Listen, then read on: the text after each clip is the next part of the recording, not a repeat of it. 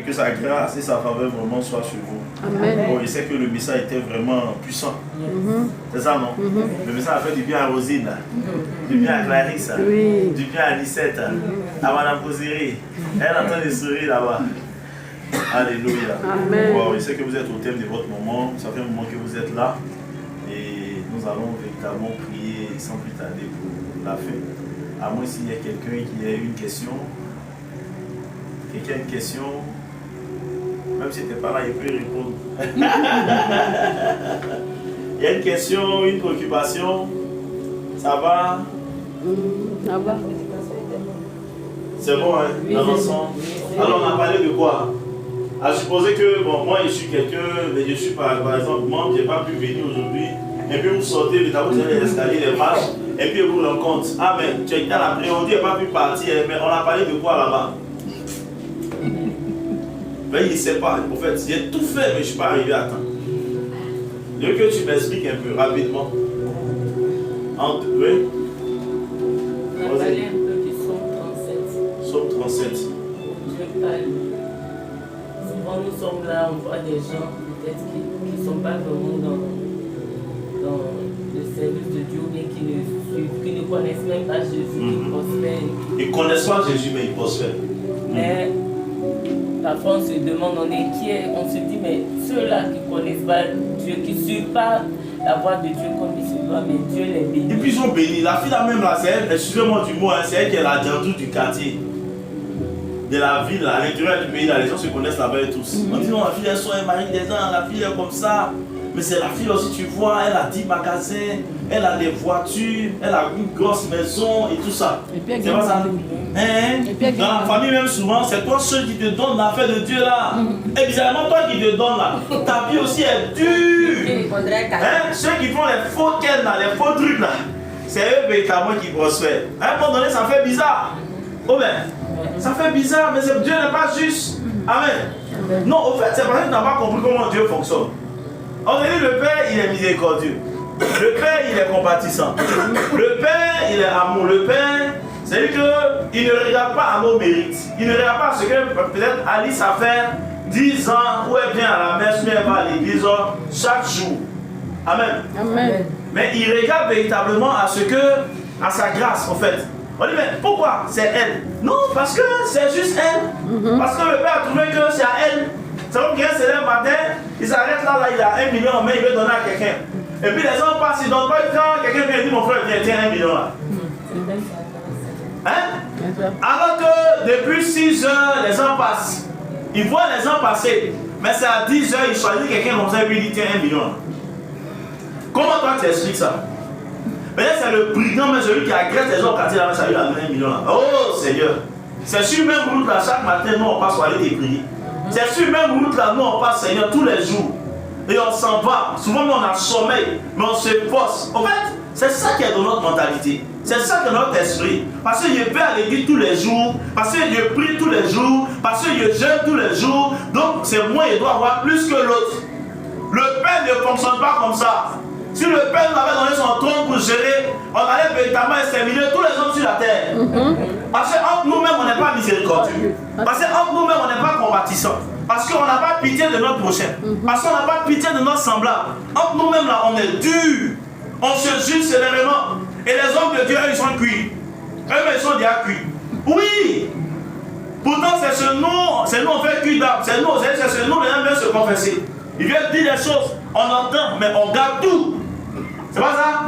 Et à chaque fois, quelle que soit la gravité du péché, nous avons le cœur du Père. En tant que véritablement berger établi sur plusieurs, nous avons le cœur du Père. Nous prenons le temps d'écouter. Même si c'est comment.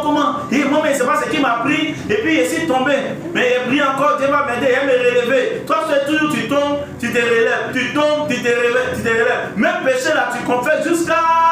Nous, on est fatigués. Maintenant, on va pas t'exposer sur la place publique. Mais il suffit que, c'est que souvent, c'est même pas fondé. Dès que tu as vu le gars, peut-être, il est sorti, il allait prier que le Père est venu tard. En rentrant là, peut-être qu'il y a une fille du quartier qui cherchait à le voir, peut-être vous priez pas il y a longtemps. Dès que Dieu s'est arrêté, il voulait te voir depuis là. Pour que tu pries pour moi. Il dit, je passais, je l'ai vu. Tu vois la fille qui en va là-bas. Et ton nom est déjà gâté. Oh, moi, il savait, je m'en doutais. Ben, il y a une femme qui a parlé de ça, mais moi, il n'était pas trop sûr. Mais est-ce que j'ai dit, ma soeur, aïe, est-ce qu'il t'a engré? Non. Dès qu'on dit Dieu, assieds-toi et t'es parlé, t'es pas encore bien assis, assieds-toi. C'est trop lourd, il est affairé, ma soeur. Et tu es en train de prendre péché cadeau. Tu es en train de prendre des malédictions cadeau. Aujourd'hui, véritablement, ce qu'il a dit, c'est tellement profond, c'est tellement. Vous savez, l'amour de Dieu n'est pas dans le cœur de plusieurs. Oui, moi, mon cœur a soif de Dieu. Toi et moi, si tu sais de Dieu qu'on veut parler, on peut s'arrêter toute une journée, pendant des jours, on entend parler. La Bible dit, la prochaine fois, il a parlé ça, l'apôtre Paul est resté en train de prêcher pendant au moins 2 à 3 jours. Près de 48 à 72 heures. Les gens ne se lassaient pas de l'écouter parce que sa prédication était accompagnée de la grâce de Dieu.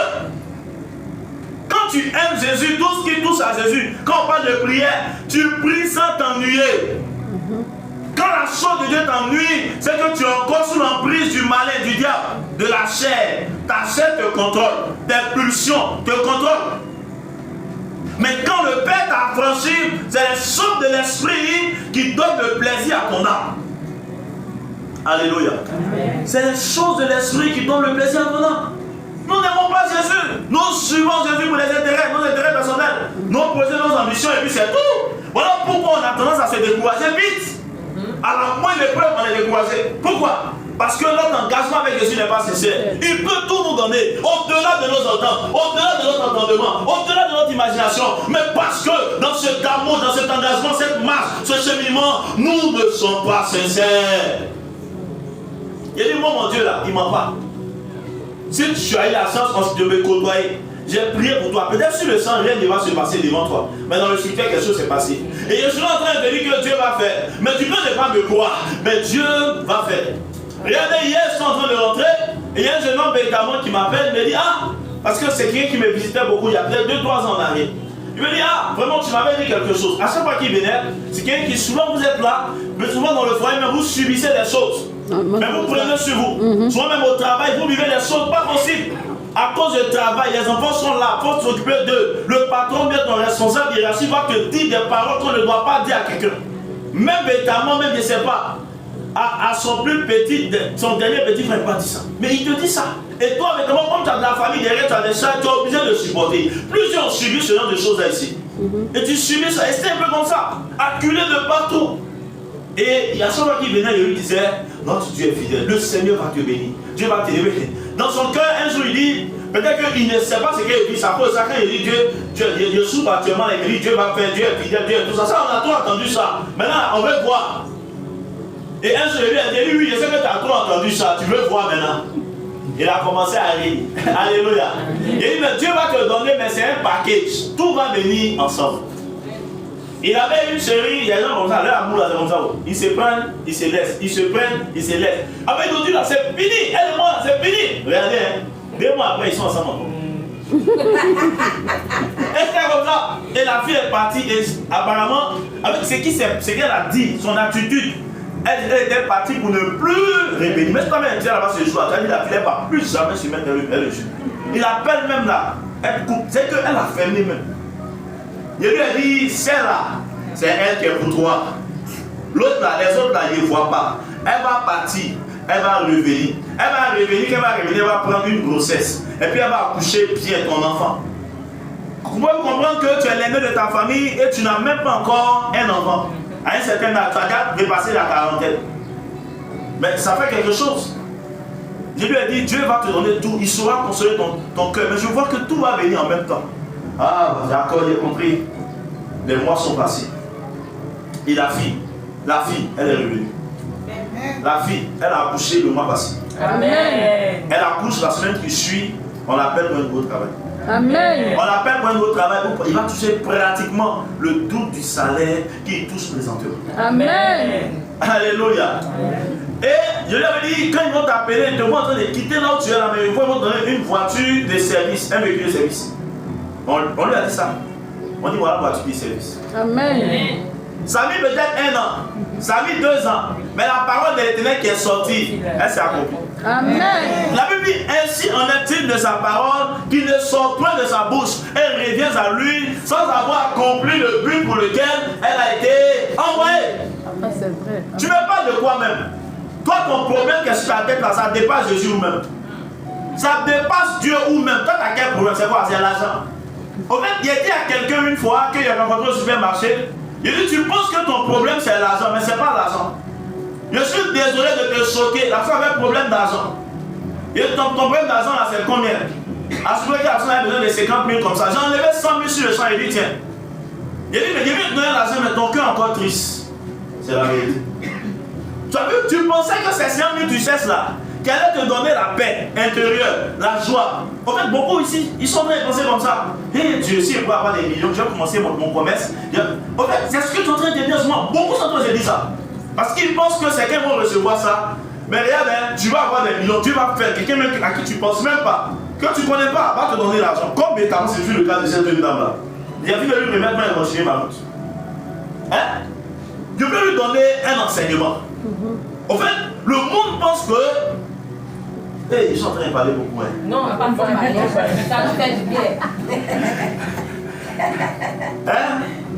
Et s'il y a des gens, monsieur Hussein, par exemple, il sait que peut-être qu'il a. Monsieur, vous n'avez pas vous? Si. Ouais, bon, si. Maintenant. Amen.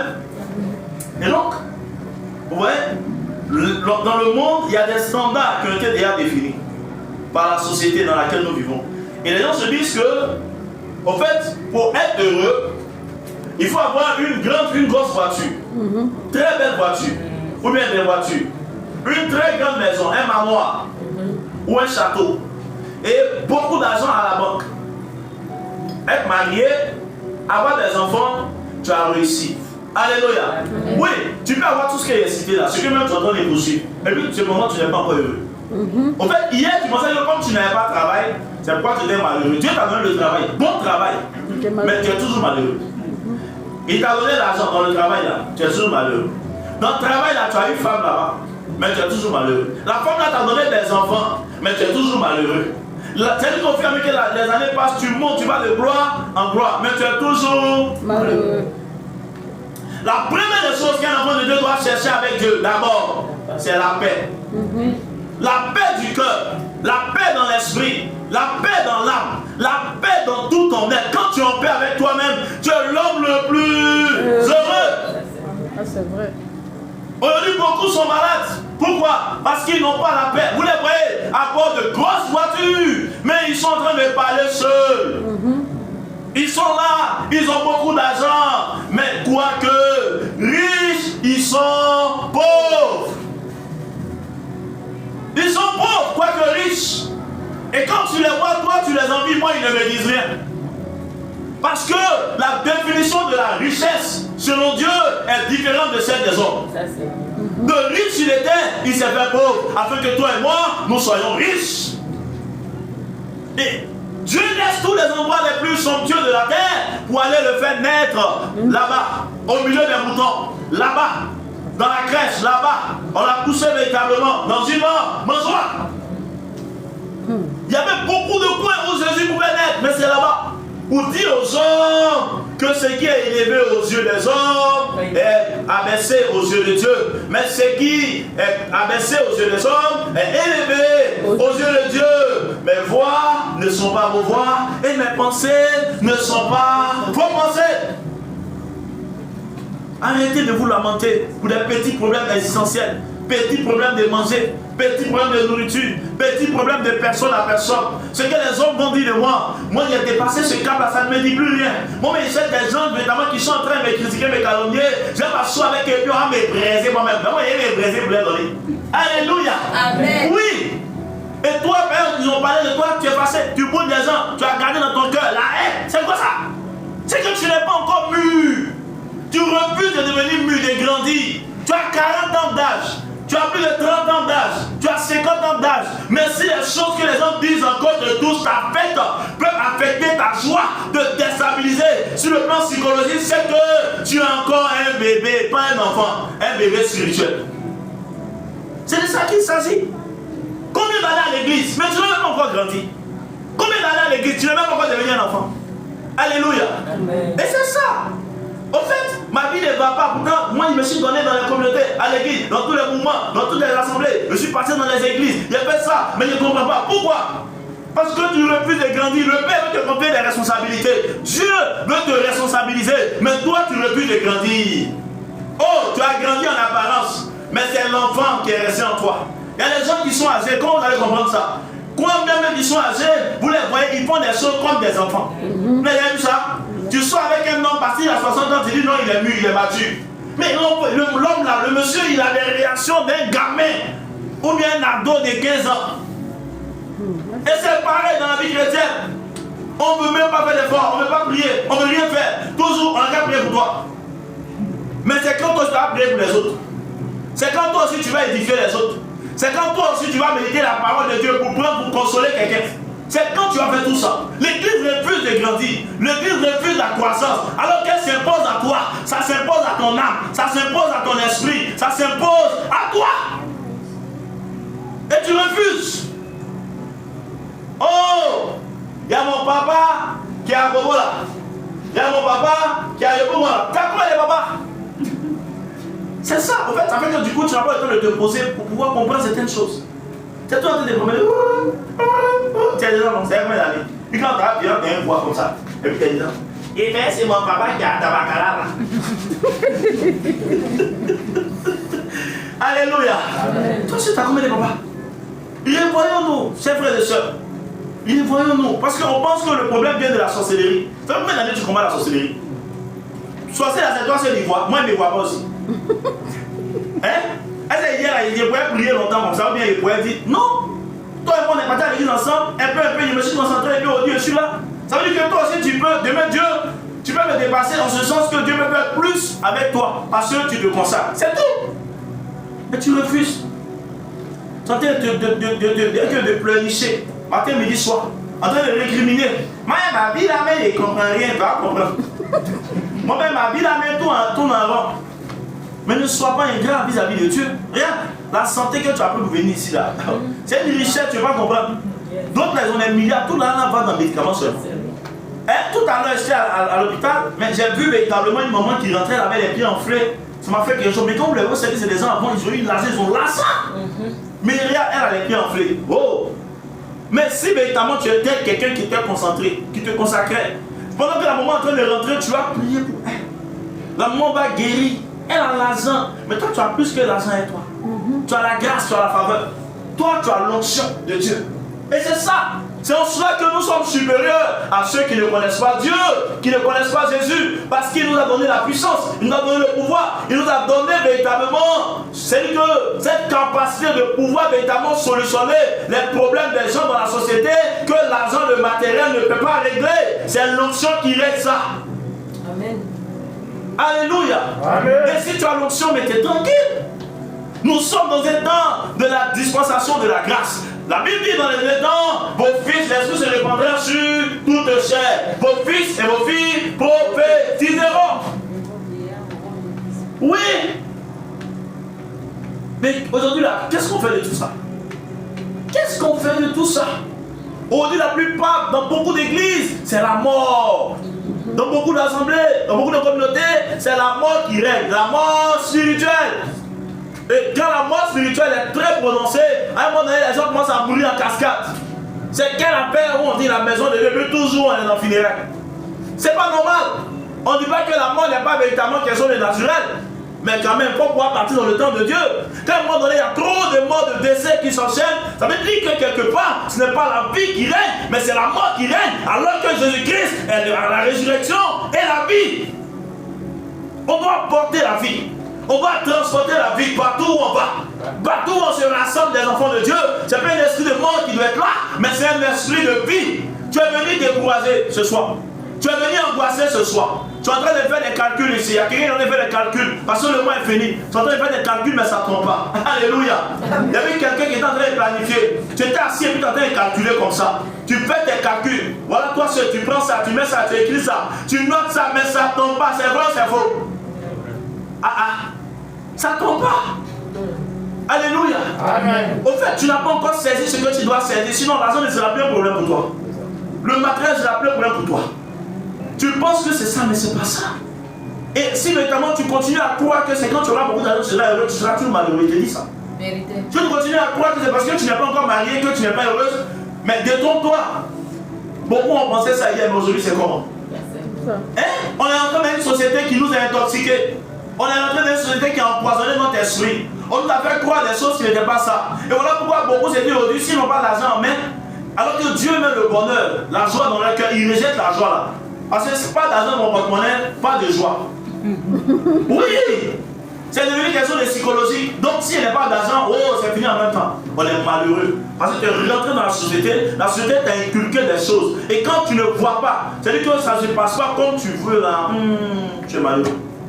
Moi, l'argent, le matériel, ça ne peut pas, c'est-à-dire que conditionner ma joie, ma paix intérieure. Je ne laisse rien de l'extérieur affecter ma paix à l'intérieur. Quelquefois vous sortez le matin, Jésus vous donne une joie. Arrivé à la gare, sauver les bacs ou bien apprenti, il va vous prendre la joie. Ils vont faire quelque chose et tu n'es pas encore brisé. C'est la colère encore là. C'est fini, tu vas faire par là. Tu vas parler mal. Et quand tu finis de répondre, tu ne comprends pas, hein? Mais automatiquement, hein, ton âme devient triste. Alors que matin, même quand tu as passé une minute dans la prière, Dieu te remplit. Amen. Dieu te remplit de la joie. Il met sa paix en toi. Il dit, ma fille, va, ta journée est bénie. Mais le diable va venir mettre quelqu'un devant toi, tu vas parler. En fait, en réalité, je vous dis, il y a des gens qui dégagent l'énergie négative sur d'autres. Et lui, là, quand il a reçu beaucoup d'énergie négative dans sa vie, ou bien à l'occasion, dans cette journée-là, en début de journée, avec l'énergie négative, là, cherche quelque part où aller. Donc toi, quand tu prêtes le flanc, c'est chez toi l'énergie là-bas. Il y a des gens qui sont sortis de bonne humeur le matin, ils reviennent tout en colère, tout fâchés le soir. Pourquoi? Parce que dans leur déplacement, là, les gens leur ont transmis l'énergie négative. Et ils envoient ça à la maison, ils mettent leur colère sur tout le monde dans la maison. Moi, c'est pourquoi quand tu m'offusques, tu me dis quelque chose, puis ça avance, c'est charmant, je ne rentre pas dedans. Parce que dès lors où j'ouvre la bouche, l'énergie qui est en moi, en fait, c'est de l'énergie qui est en moi qui me donne la joie là. Quand je vais parler là, ça va sortir. Du coup, il y a un vide qui va se créer en moi. Et toi, ta tristesse, ta colère, c'est une énergie négative que tu dégages là, ça vient en moi. C'est une affaire d'énergie, des transferts d'énergie. Donc, il ne faut pas laisser quelqu'un te donner sa mauvaise humeur. Les gens sont toujours pessimistes. Ils ne sont jamais positifs dans leur tête. Toujours quand c'est eux, nous-mêmes, on fait comment? Moi, je sais qu'on va pas réussir. C'est notre vie là, c'est tout qui est là. C'est toi qui n'as pas réussi. Tu as vécu au nom de Jésus. Moi, j'ai réussi. Alléluia. Amen. Voici un peu ce qui se passe. Et quand tu apprends à observer ça, plus personne ne pourra te voler ta joie. Amen. Le diable ne pourra plus t'enlever ta joie. N'attends pas d'être marié pour commencer à jubiler, pour te réjouir. Tu as eu la grâce de connaître Jésus.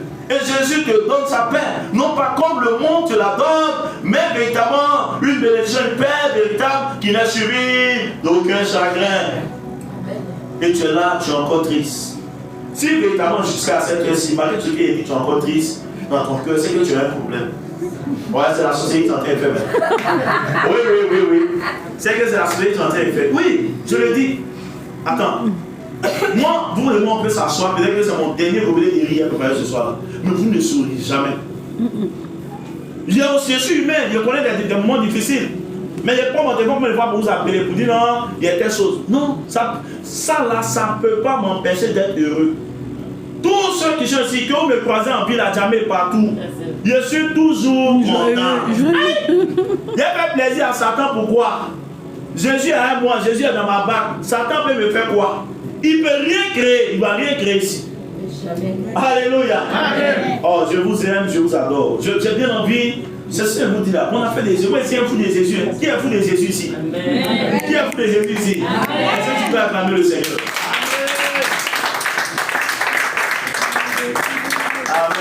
Amen. Waouh, c'était un peu la petite exhortation. Je voulais un peu vous exhorter. Amen.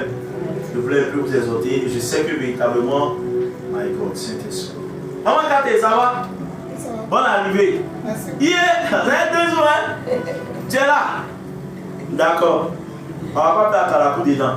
Maman Katé, le Seigneur veut te faire grâce. Vous savez, il y a connu des gens qui ont passé concours pendant des années. Ça n'a pas marché. Ils ont tout fait, ils ont tout essayé. Et puis j'étais assis, et puis Dieu a touché le cœur de quelqu'un. Quelqu'un à qui même il ne pense même pas. Et puis la personne vient, la personne dit donne-moi ton nom. Donne-moi ton diplôme, donne-moi. Et puis la personne met ton nom sur la liste. Hein? Les résultats sont ton nom est dessus. Mais... il y a eu la partie où toi tu as bossé ta tête, tu n'as pas eu. Il y a eu la partie où tu as pris ton argent payé, ça n'a pas marché. Et puis à la partie où quelqu'un peut imprimer ton nom, il faut bâtir. Alléluia. En fait, vous savez pourquoi Dieu fait ça? Souvent, quand vous-même vous luttez par vos forces et puis vous n'arrivez pas à avoir certaines grâces, certaines visions, qu'est-ce qui fait ça? Parce que si vous parvenez à votre argent, vous allez dire que c'est moi-même. Dieu ne partage pas sa gloire. C'est la raison, c'est ce qui explique ça. Voilà pourquoi souvent tu étais à 2 doigts de réussir la chose et puis tu as échoué.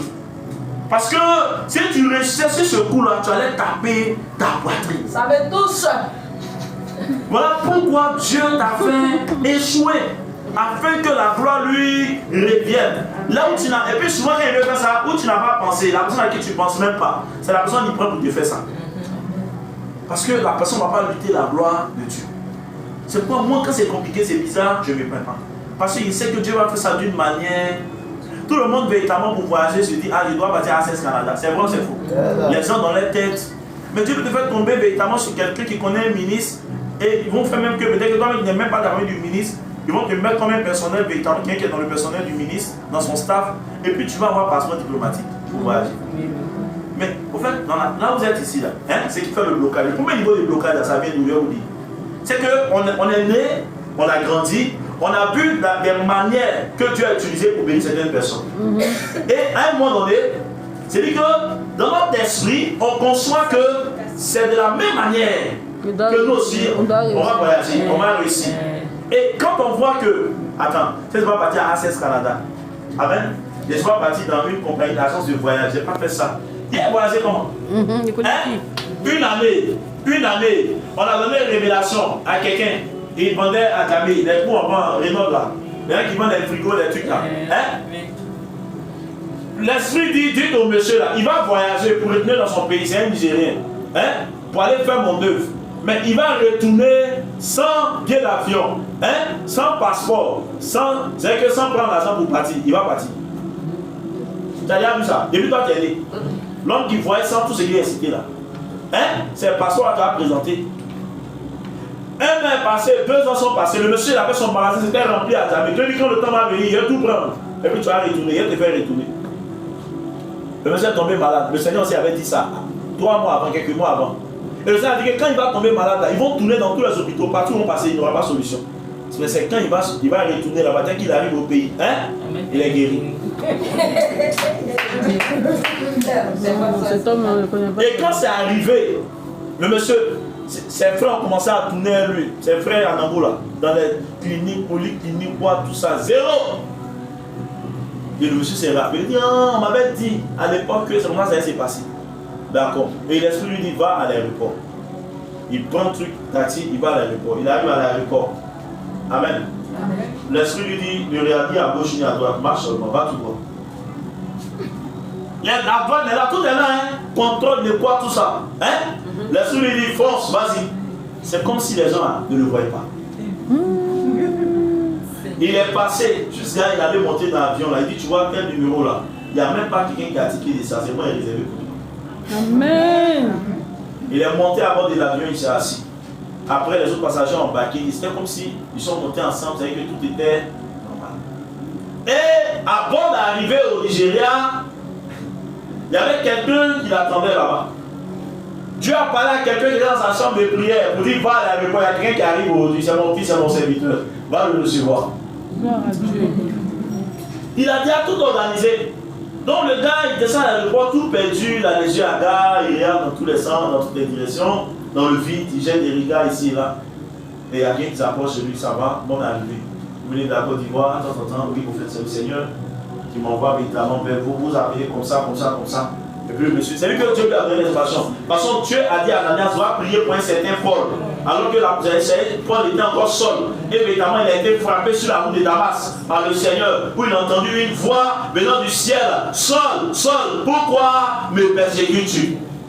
Parce que Saul persécutait l'Église. Mais Jésus dit, pourquoi tu me persécutes? Alors, c'est comme ça. Et le monsieur l'a pris, il l'a emmené chez lui à la maison. Vous voyez? Pourquoi vous voulez que Dieu vous fasse réussir comme les autres, mais utilisent les mêmes méthodes, les mêmes voies? En fait, c'est ce qui te fait souffrir. Parce que les méthodes que les autres utilisent pour réussir, là, tu as tout épuisé, tu as tout essayé, et ça n'a pas marché. Donc tu es découragé. Alléluia.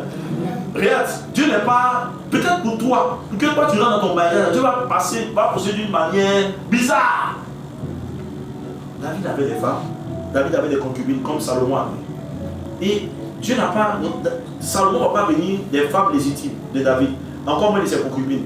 Mais c'est la femme d'un de ses généraux qui est partie au front, qui l'avait tué, qui est revenue. C'est celle-là qui va mettre Salomon, le successeur au trône, au monde. C'est bizarre, hein? Il y avait près de 1000 femmes qui étaient là, près de 800, 700 femmes si tu veux. Mais là, c'est que les femmes là, il n'y a même pas une dont le sein a été choisi pour porter le futur. Celui qui devait véritablement bénir sa soeur. C'est bizarre. Toutes celles-là, Dieu les a laissées. Les vierges même qui étaient en Israël, Dieu les a laissées. Et c'est celle-là, la femme d'un autre que Dieu va prendre. Bon, tu peux comprendre ça, bon, dis-moi. Et c'est ça qui te fait souffrir parce que les moyens conventionnels utilisés par les hommes dans la société, tu as épuisé toutes tes cartouches, tu as tout essayé. Comme ça va marcher, pour toi, c'est qui c'est fini. Mais c'est là que tu te trompes. Ces voix ne sont pas tes voix. Et ces pensées ne sont pas tes pensées. Alléluia. Amen. Il y a quelqu'un à qui peut-être on a donné l'argent, on dit qu'il faut aller prendre maison. Mais elle va prendre un coin pour faire l'œuvre de Dieu. Mais moi, ça n'a pas été mon cas. Mon Dieu m'a envoyé des contacts, des connexions. En ce moment précis où il voulait me faire venir ici. Et puis ces personnes-là sont venues me bénir comme ça. N'est-ce pas qu'ils me bénissaient? Dieu dit prends 100 000 de côté, prends 50 000 de côté. Et c'était comme ça, bien l'argent à mettre de côté. C'est comme ça, un peu quand je suis venu là où je suis. Mais à quelqu'un d'autre, ils ont donné 2 millions, 3 millions comme ça. Bravo. Et moi, sincèrement, je pensais que c'était comme ça, Dieu allait faire pour moi. Jusqu'à ce qu'en décembre 2019, j'étais assis là, et puis j'entends la voix qui me dit toi, tu penses que l'argent à ça qui tourne ciel ou vélo, c'est Dieu qui ne veut pas. Toi, tu penses que quelqu'un va s'élever comme ça, gaillardement, et puis il va venir te donner des millions. Il faut pas te prendre la maison. Ah, tu vas durer ici, c'est Dieu qui ne veut pas comme ça. On peut parler comme ça à son enfant. Que je vais envoyer des gens vers toi. L'argent vont te donner là. Il faut commencer à économiser, garder un peu. Mais au bout de 3-4 mois, tu auras ta portion. C'est comme ça que toi, tu vas avoir ta portion. À d'autres, ils font ça. Mais voici comment toi, pour suivre ce coup-là, toi, tu vas avoir pour toi. C'est la même chose. Parce que moi, dans ma pensée, ça allait se passer comme beaucoup de chrétiens sont à l'église. Moi, je crois que Dieu va opérer mon miracle. Moi, je crois que quelqu'un va me donner ma lettre d'argent. Et aujourd'hui, on est rentré dans la paresse. Paresse spirituelle, paresse même professionnelle. C'est tous les plans. Et on a assis. Miracle de Dieu. C'est vrai là? Il attend le miracle. Miracle où toi-même tu ne fais aucun effort. Tu ne poses pas d'acte, tu ne poses pas d'action. Comme Élie pour que le feu descende. Hein? Ça va quel miracle? Il n'y a rien. Toi, rester là, toi, l'île, tu ne connais pas encore. Il n'y a pas de miracle. Il n'y a pas que tu dois faire. Même lorsque le miracle de Dieu doit arriver, doit se manifester. Alléluia. Amen. Donc si tu n'es pas encore marié, tu n'as pas encore enfanté, tu n'as pas encore voyagé, ne pense pas que Dieu avec toi, il fera comme les autres. Ce qui n'est point monté au cœur de l'homme, ce que l'œil n'a point vu, mais ce que Dieu a réservé pour ses bien-aimés. Amen. Je suis, moi, dans le ministère, Dieu fait différemment avec moi. Il y a des gens qui ont bien de faire cotiser les gens. Cotiser quand les gens n'ont plus rien à mettre à la maison. Il ne fonctionne pas comme ça. Quand je commençais, j'ai dit à Dieu, donne-moi les moyens afin que ceux qui vont venir vers moi là, bénis-les même. Mais les nécessités qui vont venir vers moi, mais ceux qui seront en difficulté, donne-moi les moyens afin que aussi je puisse les aider. Parce qu'il y a quelque chose qui est rentré dans la mentalité des gens, c'est que l'homme de Dieu est là, et puis tout c'est à lui, on doit donner. C'est à lui, on doit donner. Les anglophones, c'est pas ça. C'est pas ça. Les anglophones, leur mentalité, ils nous ont montré quelque chose de différent. Eux, vous voyez le gars, il est béni. Et c'est lui, il construit les logements sociaux pour les gens, il fait tout ça. Mais pourquoi on ne peut pas faire ça aussi? Pourquoi nous, on doit être tous dans la mentalité de recevoir, toujours, non mais en bas, ta mère est toujours en bas, ta laissé en bas, comment tu es en haut pour te laisser? Tout c'est quoi? Tout c'est quoi? Ta main en bas. Non! À un moment donné, Dieu te fait grâce, même quand véritablement ces trucs, prends la peine de dormir aussi. Il faut que de temps en temps ta main soit au-dessus, afin que véritablement toi aussi tu puisses arriver au sommet. Amen. Alléluia. Amen. Que Dieu vous bénisse. Amen. Tu n'es pas obligé de réussir comme ton frère, tu n'es pas obligé de réussir comme ta soeur. Pour toi, véritablement, le modèle de réussite, il est à part. La voie, elle est déjà toute tracée. Et Dieu la connaît. Même si sur la terre, personne n'a jamais réussi comme ça, toi tu réussiras comme ça. Amen. Même si sur la terre, Dieu n'a jamais fait comme ça. Pour toi, c'est comme ça qu'il va faire. Amen. Donc arrête véritablement de croire que c'est fini, c'est terminé. Rien n'est encore fini. Ton Dieu est fidèle. Seigneur, nous bénissons ton nom. Nous te rendons toute la gloire ce soir. Nous voulons te dire merci pour ce moment fabuleux que tu as donné de passer ensemble, Seigneur. Un seul est Seigneur, un seul est Dieu. Et c'est toi qui fais toutes choses, Seigneur. La Bible est claire que, Seigneur, une heure dans tes pavis valent mieux que 1000 ailleurs. Et nous voici encore ce soir, Seigneur. Nous sommes venus pour nous recueillir encore dans ta présence, Seigneur. Éternel, mon Dieu, mon roi, ô Père, le moment est venu pour nous de nous séparer. Je veux remettre véritablement la vie de tout un chacun entre tes mains. Et de demander, Seigneur, de prendre le contrôle, Seigneur, de gloire, ô Père, de la vie de tes enfants. Tu les as accompagnés, ils sont venus, ils vont repartir. Que toi-même tu les ramènes sains et saufs dans le demeure respectif. Que tu les coupes à ton précieux sang. Seigneur, tu m'as montré depuis près de 3 semaines. J'ai vu le ciel était ouvert par endroits. J'ai vu le ciel qui était ouvert, des portes qui étaient ouvertes, des fenêtres. Un homme a dit que même s'il y a fenêtre au ciel, demain matin, il ne peut pas avoir de la nourriture en Israël. Mais à la porte de la Samarie, il y avait la nourriture. Comme véritablement l'homme de Dieu l'avait annoncé, il a dit il aura de la nourriture demain matin à telle heure. Tu verras, mais tu ne mangeras pas aussi. Seigneur, tu m'as montré que le ciel est ouvert. Tu m'as montré que les portes sont ouvertes. Tu m'as montré que les fenêtres du ciel sont ouvertes. C'est un homme m'a dit que même s'il y a porte, ça veut dire qu'il avait la révélation qu'il y avait les fenêtres. Et Seigneur mon Dieu, mon roi éternel des armées, oh, tu connais véritablement Jésus, les préoccupations de tous les enfants qui effectuent le placement ce soir. Tu connais les requêtes, tu sais les prières qu'ils ont fait chez eux à la maison, avant de venir véritablement ici, Seigneur. Désemparé, désespéré, Seigneur mon Dieu. Mais c'est toi, Seigneur, alors que je prie, Seigneur, qui console véritablement le cœur, qui fortifie véritablement le cœur, qui fortifie véritablement le foi, qui renouvelle véritablement le force, Seigneur. Je ne sais pas quel esprit est entré véritablement dans ta vie, dans ton atmosphère, dans ta maison, depuis que nous sommes perdus de vue. Mais je déclare dans le nom de Jésus que tous ceux qui ne confessent pas le nom de Dieu, qui est rentré dans ton atmosphère, qui est rentré dans ta vie, qui est rentré dans ta maison, qui est rentré dans ta famille, soit chassé maintenant au nom de Jésus. Et que tout pouvoir contraire, tout pouvoir de Satan soit brisé au nom de Jésus. Amen. Éternel, tu es Dieu et tu ne changes pas. Je célèbre ton nom, je magnifie ton nom. Je te loue et je te rends grâce. Je te dis merci parce que Seigneur, tu as accompli ta parole dans la vie de tes enfants. Amen. Tu me dis que plusieurs seront surpris en cette saison. Amen. Oh, ils pensaient que c'était fini. Comme ce jeune homme qui a appelé pour dire que tu lui as donné une femme et un enfant et un nouveau travail avec de nouveaux avantages et de nouveaux privilèges. Amen. Je sais que c'est possible pour ceux qui sont là ce soir. Même si eux-mêmes ne croyaient plus, moi je continue à croire pour eux. Parce que Seigneur, tu ne dis pas ce que tu ne peux pas faire. Tout ce que tu annonces, c'est parce que tu as la capacité de le faire. Et c'est parce que quelque part, Seigneur, dans la réalité de l'éternité, dans le monde spirituel, tu l'as déjà accompli. Je bénis ton nom encore ce soir pour ta grâce que tu déposes ici et là. Sur la vie véritablement de tes bien-aimés, Seigneur. Je bénis ton nom pour la santé que tu donnes à quelqu'un. Tu te sens vraiment malade en ce moment. Tu te sens malade dans son corps. C'est comme si véritablement tu fais un palu. Et quand tu es parti même véritablement dans les toilettes, tu allais pisser, tu as vu la couleur véritablement de ton urine, tu as compris que véritablement tu étais malade, il y a quelque chose qui n'allait pas. Ça sentait comme ça. Ton pipi là, ça sentait. Tu as senti ça comme ça. Mais regarde, pendant qu'ils sont en train de parler, tu reçois la guérison. Tu reçois la restauration. Tu reçois la guérison. Tu reçois la restauration. Jésus te communique maintenant sa grâce. Seigneur, je célèbre ton nom, je magnifie ton nom. Je te loue, je te rends grâce. Je te loue, je te rends grâce. Je te loue, je te rends grâce. Je te loue, je te rends grâce. Alléluia. Nous sommes exaucés au nom de